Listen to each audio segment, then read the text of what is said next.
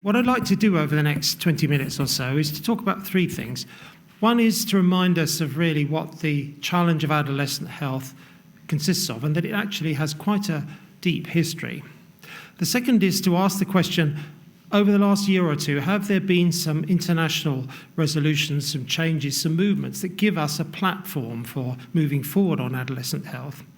And then lastly, as Ian said, in a rather self-serving way, I'm afraid, I'm going to tell you a little bit about LifeLab and show you some of the very latest data from an RCT we've been doing on LifeLab.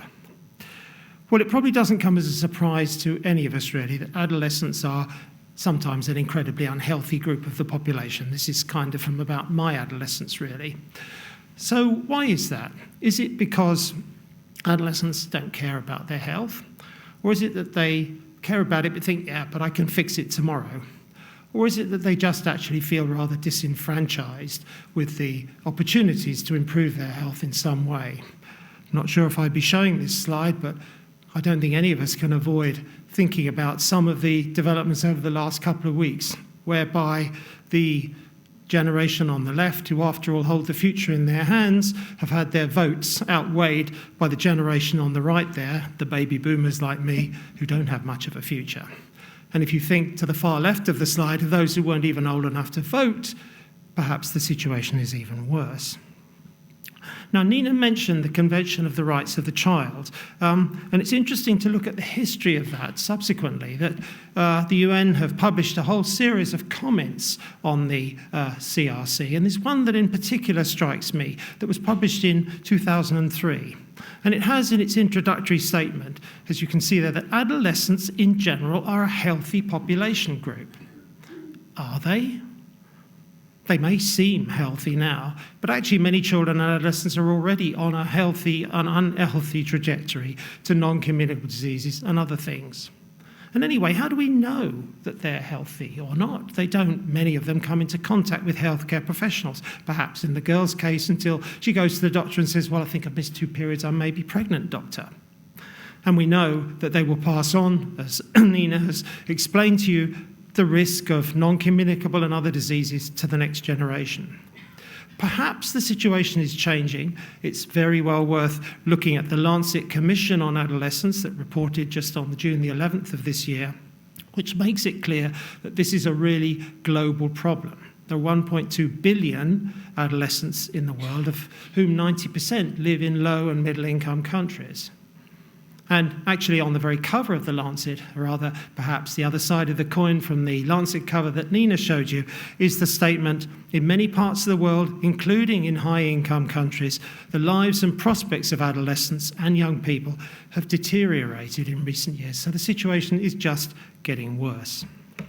Nina mentioned the challenge of childhood obesity, and in every country it's increasing in leaps and bounds. Perhaps it's stabilised in one, the United States at the top there. Some of our colleagues on the other side of the pond would say that there might be a hopeful trend here.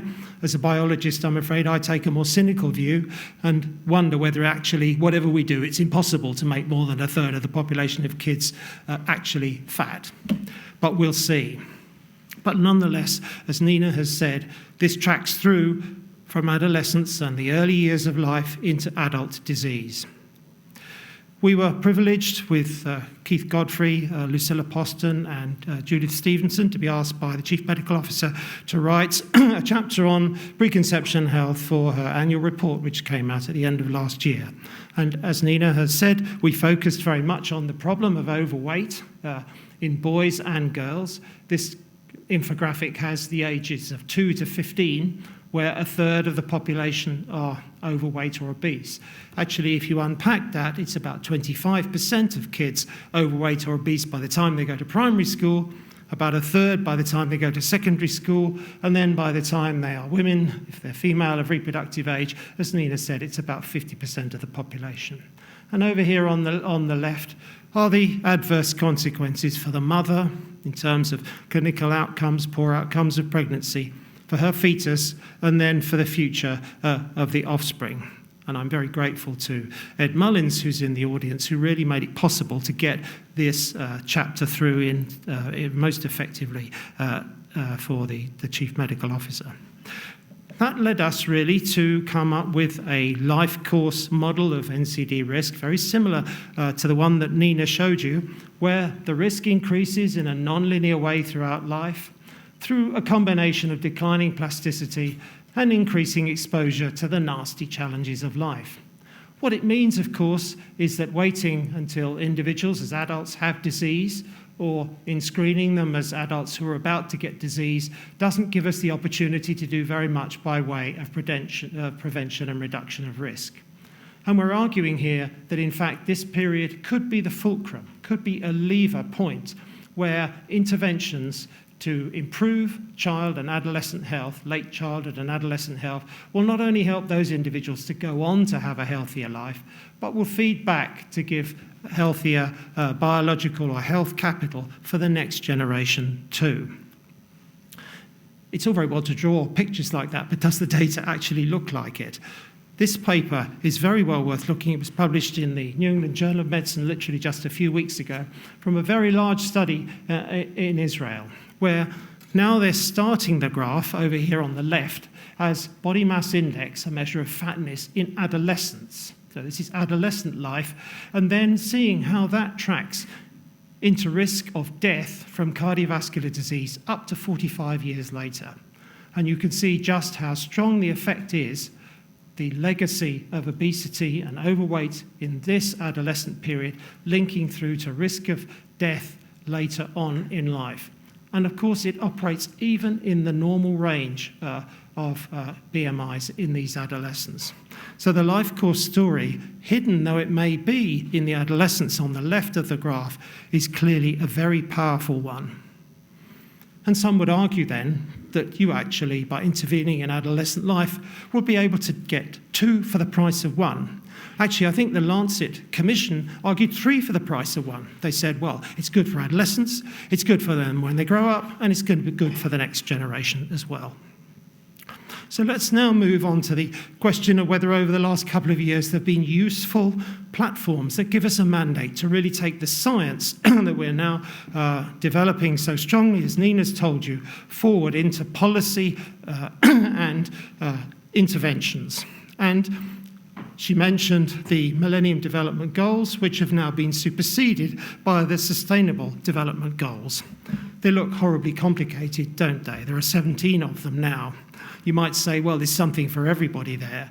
And to a degree, there is. But there are also some very powerful statements, which, to my mind, really show a real sea change in the thinking at the global policy level. Here's Sustainable Development Goal 2.2. End all forms of malnutrition, including achieving by 2025 the internationally agreed targets on stunting and wasting in children, and address the nutritional needs of adolescent girls. That's new, pregnant and lactating women and older persons. Then under Goal 3, there's 3.4, which is for the first time really thinking hard about non-communicable diseases through prevention. So when's the prevention going to start? In parallel with the SDGs was the release by the United Nations Secretary-General, Ban Ki-moon, the second strategy for women's and children's health under the auspices of his Every Woman, Every Child initiative, which was set up because we weren't globally meeting the Millennium Development Goals on infant mortality. Actually, I've got that wrong, haven't I? The Global Strategy 2, GS2 as it's called, is the Global Strategy for Women's, Children's and Adolescents' Health. And for those of us who argued with whoever we would listen that adolescence really needed to be as part of the story, this is a great move forward. And there are some interesting examples of the power of this approach. Of course, to address, as Nina's alluded to, the unmet challenges of the MDGs. But look at the second one, a 10-fold return on investments in the health and nutrition of women, children and adolescents through better educational attainments, workforce participation and social contributions. People who start life healthier are happier, they're more productive, they live longer. This is an unrecognised massive component of GDP. So if you invest £1, well, actually not a pound right now, if you invest $1 or €1 in early life, you get $10 or €10 back. This is a fantastic return on investment. $100 billion in demographic dividends from investments in early childhood and adolescent health. In parallel with that, the World Health Organization, under very much the direct leadership of Margaret Chan, launched a commission on ending childhood obesity, and I was privileged to co-chair the working group on science and evidence that fed into the commission. And once again, we came up with a life course approach to the interventions that are needed, with 4 components as shown on this very simple little diagram. One is the environmental context, which can't be ignored, and there's a list of the various things that we considered down here.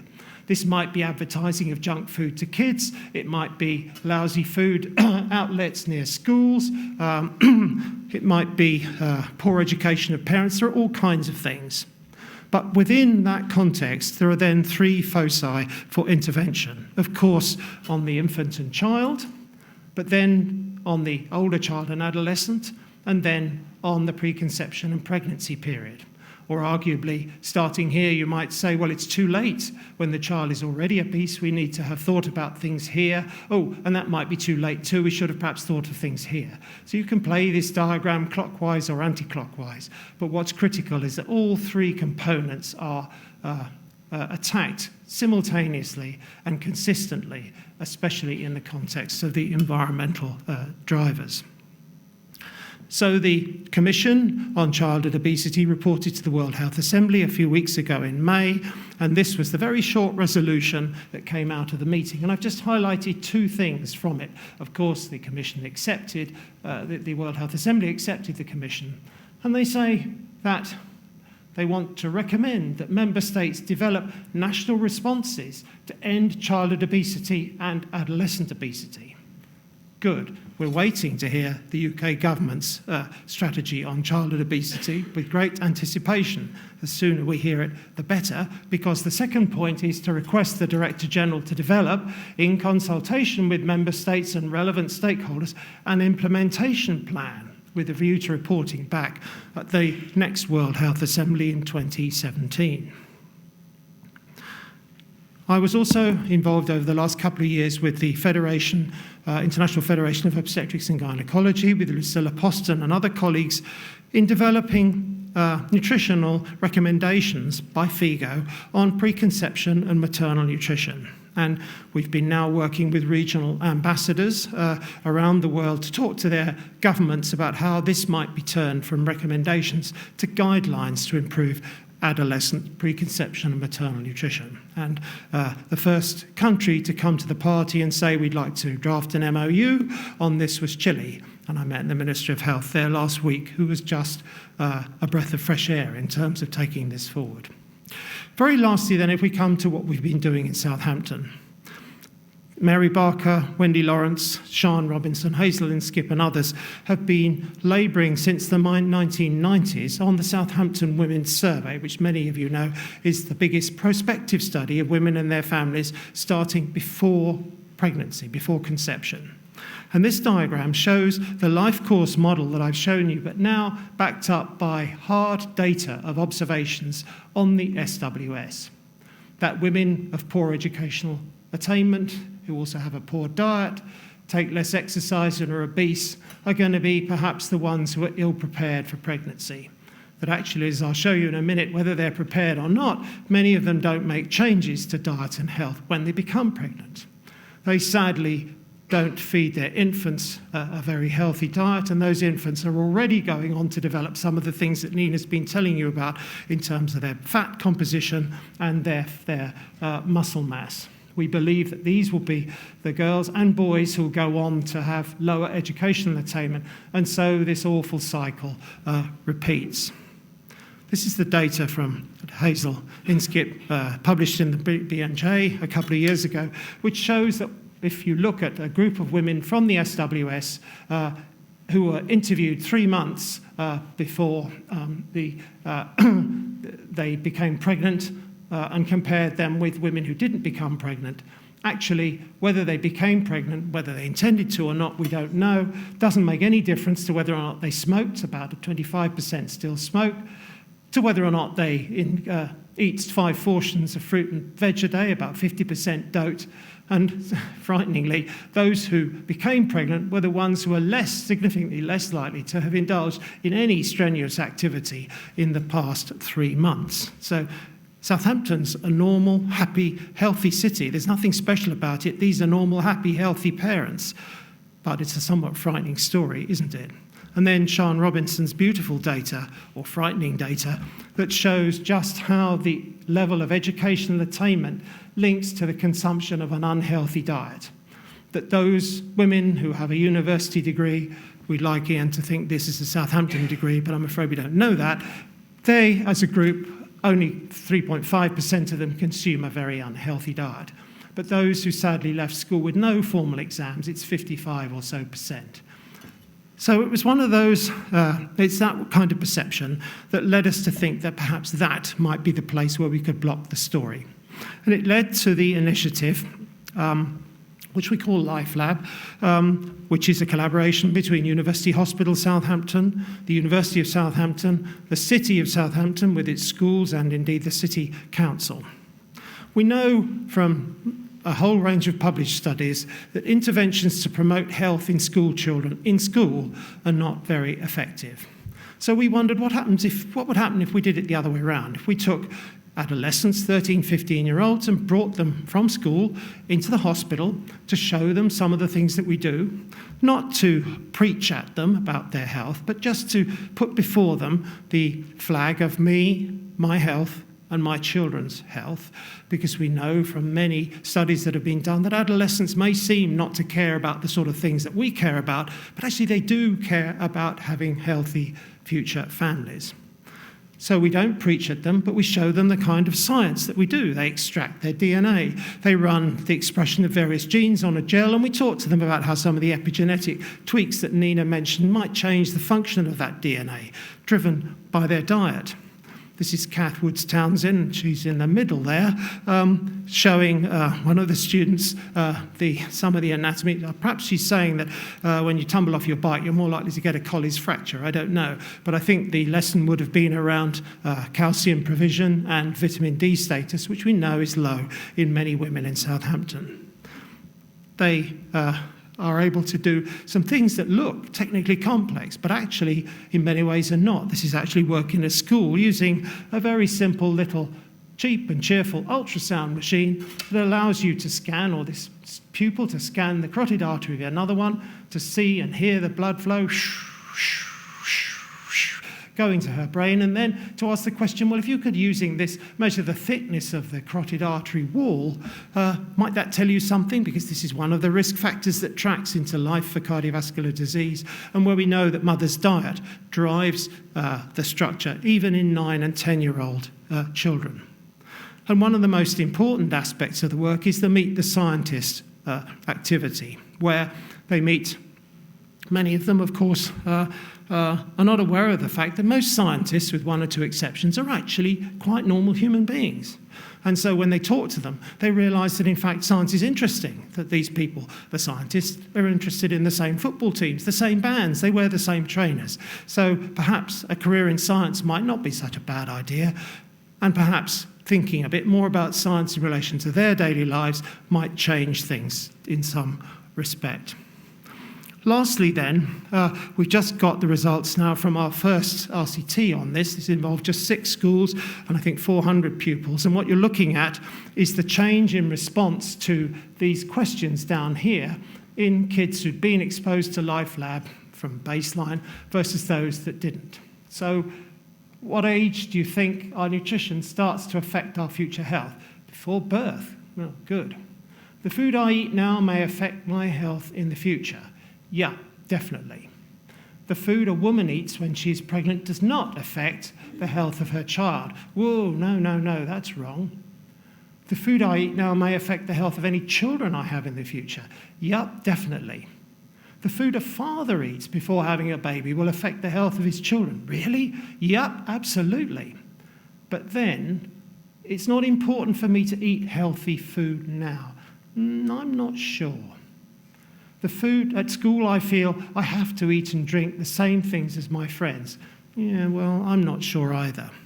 So what we're beginning to see here, I think, is the fact that it's possible with this kind of intervention to change knowledge, to change perhaps attitude, but translating that into motivation and behaviour change will be considerably more difficult. And I hope very much that this is a topic that Howard will pick up on following this. But if we look at the kind of combi type of diagram for hoping to improve behaviour, to improve preconception health, perhaps we can do something down here. But without involving young people and society as a whole in driving policy change and getting changes in the supply and opportunities to change behaviour, we're never going to have the capacity and capability which we need for individuals to act to improve this. And if we don't do that, the health of these future adolescents and actually the health of society as a whole is not looking very rosy. Thank you for listening.